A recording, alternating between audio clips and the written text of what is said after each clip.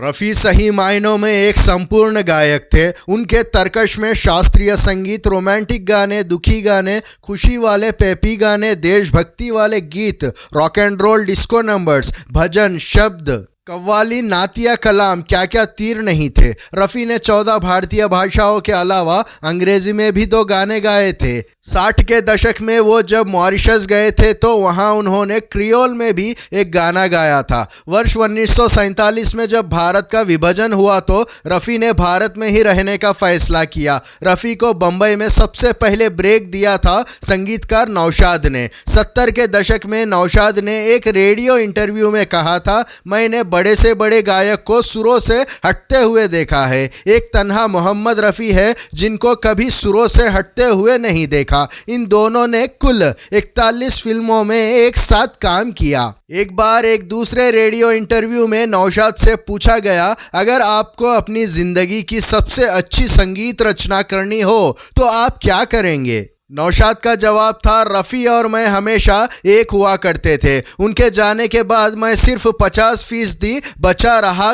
मैं अल्लाह से दुआ मांगूंगा कि वो रफ़ी को इस दुनिया में सिर्फ 1 घंटे के लिए दोबारा भेज दे ताकि मैं अपनी बेहतरीन संगीत रचना कर सकूं। जब भारत विभाजन के सदमे से उबर ही रहा था कि राष्ट्रपिता महात्मा गांधी की गोली मारकर हत्या कर दी गई थी। इस मौके पर राजेंद्र कृष्ण के लिखी गीत सुनो सुनो ये दुनिया वालों, बापू की ये अमर कहानी को हुस्नराम भगत राम ने संगीत में ढाला था और उसको स्वर दिया था मोहम्मद रफ़ी ने। इस गीत को सुनने के लिए तत्कालीन प्रधानमंत्री जवाहरलाल नेहरू ने खास तौर से मोहम्मद रफ़ी को दिल्ली में अपने निवास स्थान पर आमंत्रित किया था। गीत सुनकर नेहरू की आंखों में आंसू आ गए थे। भारत की आज़ादी की पहली वर्षगांठ पर नेहरू ने रफ़ी को चांदी का एक मेडल भेंट किया था। सिर्फ 24 साल के मोहम्मद रफ़ी के लिए ये एक बहुत बड़ा सम्मान था। उस गीत को पूरे भारत में बहुत सराहा गया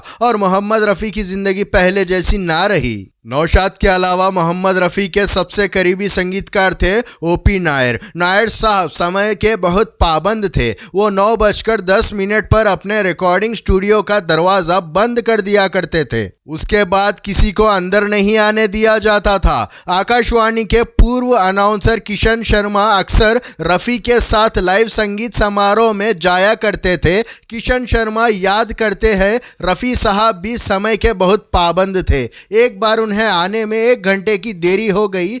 आते ही उन्होंने माफ़ी मांगते हुए कहा, मैं शंकर जय किशन की रिकॉर्डिंग में फंस गया था। नायर ने तुनक कर जवाब दिया, आपके पास शंकर जय किशन के लिए समय था, ओपी नायर के लिए नहीं। आज से ओपी नायर के पास रफ़ी के लिए समय नहीं रहेगा। रिकॉर्डिंग रद्द कर दी गई और अकाउंटेंट से कहा गया कि वो रफ़ी का हिसाब कर दे। इसके बाद एक पत्रकार ने पूरे मामले को तूल देने के इरादे से मोहम्मद रफ़ी से कहा, नायर आपके साथ इतनी बेइज्जती से कैसे पेश आ सकते थे? रफ़ी ने विनम्रतापूर्वक जवाब दिया, मैं गलत था, नायर साहब सही थे। 3 साल बाद रफ़ी नायर के घर आए। नायर ने अपने सबसे पसंदीदा गायक से कहा, रफ़ी यहाँ आकर तुमने सिद्ध किया है कि तुम ओपी से कहीं बेहतरीन इंसान हो। तुमने अपने अहम पर काबू पा लिया जो मैं नहीं कर सका। मोहम्मद रफ़ी ने एस.डी. बर्मन के लिए भी काफ़ी लोकप्रिय गीत गाए। वर्ष 1958 में काला पानी फिल्म के लिए गाए उनके गीत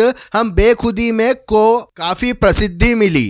राजू भारतन अपनी किताब a journey down memory lane में लिखते हैं, हम बेखुदी में की धुन बर्मन दादा ने मुसलमानों के एक धार्मिक गीत आले रसूल में जो मुसलमान हो गए की धुन पर बनाई थी। ये धुन मस्जिदों में पढ़ी जाने वाली अजान से बहुत कुछ मिलती थी। उन्होंने पहले इसका बंगाली अनुवाद कर अपनी आवाज़ में रिकॉर्ड कर कलकत्ता से सुनने वालों के बीच आजमाया। फिर मजरूह सुल्तानपुरी ने इसके आधार पर एक गीत लिखा जिसके बोल थे, हम बेखुदी में तुमको पुकारे चले गए। वर्ष 1971 में आई गैम्बलर फिल्म में मोहम्मद रफ़ी ने गाए गाने मेरा मन तेरा प्यासा के बारे में भी एक किस्सा मशहूर है। राजू भारतन लिखते हैं, जब रफ़ी इस गाने की फाइनल रिहर्सल के लिए एचडी बर्मन के घर पहुंचे तो बर्मन ने उनसे कहा, आप हर गाने के लिए कितनी तैयारी करके आते हैं। इस पर रफ़ी ने कहा कि आप मेरी कार में बैठिए,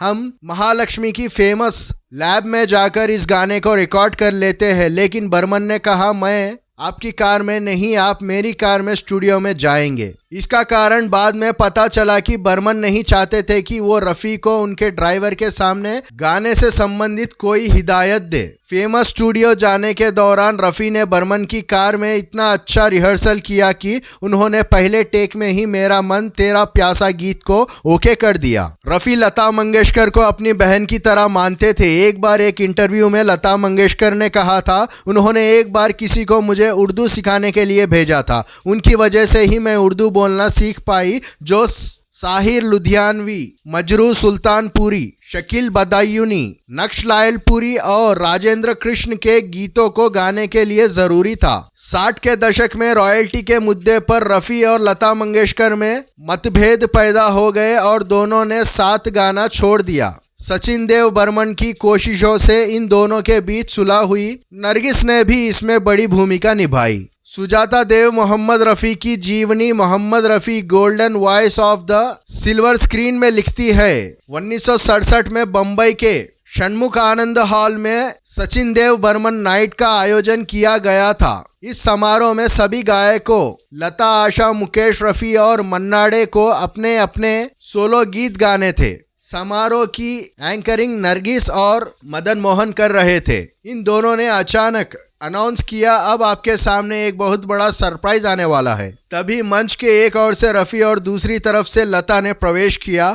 उसके बाद तालियों का जो शोर हुआ उसे शब्दों में बयान नहीं किया जा सकता। दोनों के बीच 4 सालों का मौन उस दिन ज्वेल थीफ के गाने दिल पुकारे आ रहे से टूटा। बाद में लता ने एक इंटरव्यू में कहा, रफ़ी साहब कमाल के गायक थे, बेहद सुरीले और उतने ही भावप्रवण। मुझे उनके गाए गीतों में हम दोनों, तेरे घर के सामने और गाइड के गीत बहुत पसंद है। रविंद्र जैन ने उनके बारे में एक बार कहा था, मोहम्मद रफ़ी भारतीय फिल्म जगत के तानसेन है। ऐसे ही और अपडेट्स के लिए वीडियो को लाइक और चैनल को सब्सक्राइब करें। धन्यवाद।